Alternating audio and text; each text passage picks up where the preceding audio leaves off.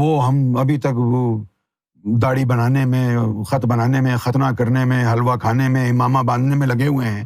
دلوں میں ایمان اور نور کیسے اترے گا؟ کسی کو کوئی پرواہ نہیں. نہ مدرسوں کے پاس ہے یہ علم، نہ علماء کے پاس ہے یہ علم. دنیا میں اگر کوئی حق کا طلبگار نہیں ہے تو نہ ہو، بھاڑ میں جائے.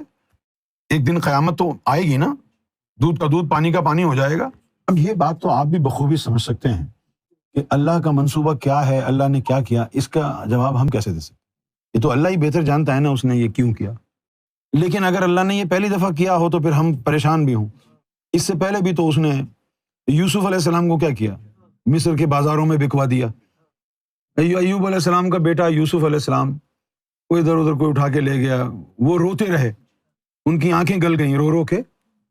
آج کے دور کا کوئی بندہ ہوتا تو کہتا اللہ جی یہ کہاں کے یعقوب علیہ السلام نبی ہیں، ان کو پتہ ہی نہیں ان کا بیٹا کہاں ہے، اور یہ غیب کی خبریں لا کے بتاتے ہیں ہم کو. آج کے لوگ تو یہی کہتے ہیں. وہ زکریا علیہ السلام ان کے پیچھے وہ لگ گئے نصارہ، ہاں وہ ان کے پیچھے لگ گئے.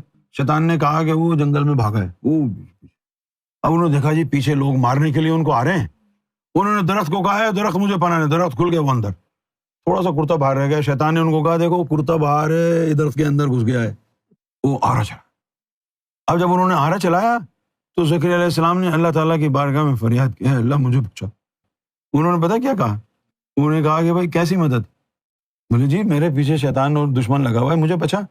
اب اللہ تعالیٰ کو بھی یہی ٹائم ملتا ہے عورتوں کی طرح، جب موقع ہو نا خطرناک، اس وقت عورت بھی بات مارتی ہے. وہی اللہ نے کیا. اللہ نے کہا اچھا جب تو نے درخت سے مدد مانگی تھی تب یاد نہیں آیا میں تجھے؟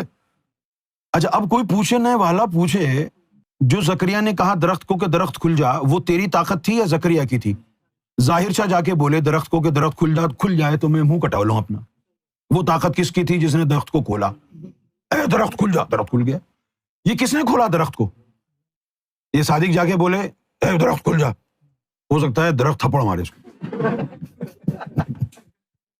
اب اللہ تعالیٰ نے کہہ دیا اس کو کہ بھائی اب تو سوری، اب تو بس تمہارے پاس جو ہے نا ایک ہی آپشن ہے. اگر تم نے نبوت برقرار رکھنی ہے تو چپ چاپ کٹ جاؤ بیٹا، اور اگر جان بچانی ہے تو نبوت چھوڑ دو. اب کیا کرتا زکریا؟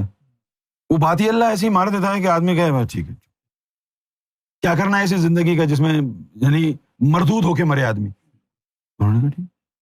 شمون علیہ السلام کو مار دیا ان کی بیوی کی سازش کی وجہ سے. علیہ السلام کو مار دیا گیا، قتل کر دیا گیا. کتنے انبیاء، کتنے مرسلین کو قتل کیا. یہاں تک کہ قرآن شریف میں رسول اللہ کے بارے میں بھی اللہ نے اس طرح کی باتیں کہیں. اچھا ہوا کیا کہ حضور کے دندان مبارک شہید ہو گئے، خون نکل رہا تھا.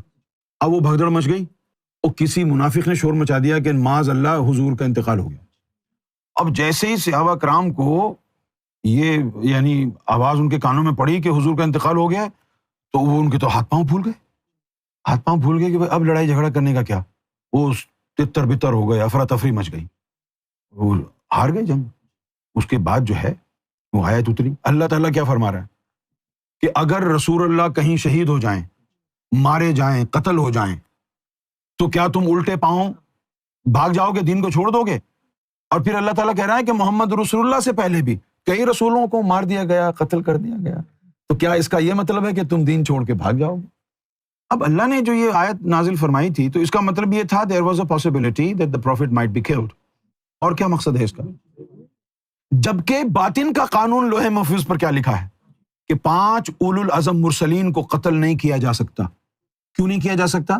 کیونکہ ان کی جو باطنی تعلیم ہے، لطیفہ قلب کا علم آدم کے پاس، سری کا علم موسیٰ کے پاس، خفی کا عیسیٰ کے پاس، روح کا ابراہیم، اخفا کا محمد رسول اللہ کے پاس، اگر ان کو قتل کر دیا جائے گا تو ان کی عرض اروا تو یہیں ٹک جائیں گی. تو پھر اگر کسی نے تعلیم کے لیے پکارا تو یہ جائیں گے کیسے دنیا میں واپس؟ یہ مسائل پیدا ہو جائیں گے نا. لہٰذا لوح محفوظ پر جو قوانین لکھے ہوئے ہیں روحانیت کے، اس میں اللہ کا یہ قانون لکھا ہوا ہے کہ اولو العزم پیغمبر کو قتل نہیں کیا جا سکتا. لیکن قرآن میں کیا بھیج دیا؟ اگر قتل کر دیے جائیں تو کیا تم چھوڑ دو گے، الٹے پاؤں بھاگ جاؤ گے؟ تو اس آیت سے پھر صحابہ کرام کو کیا انڈرسٹینڈنگ ان کو ملی ہوگی کہ بھائی دیکھو یہ رسول اللہ مارے جائیں یا زندہ رہیں اس سے کوئی فرق نہیں پڑتا، فرق اس بات سے پڑتا ہے کہ ہم مسلمان رہیں. اور کیا انڈرسٹینڈنگ لوگ اس سے؟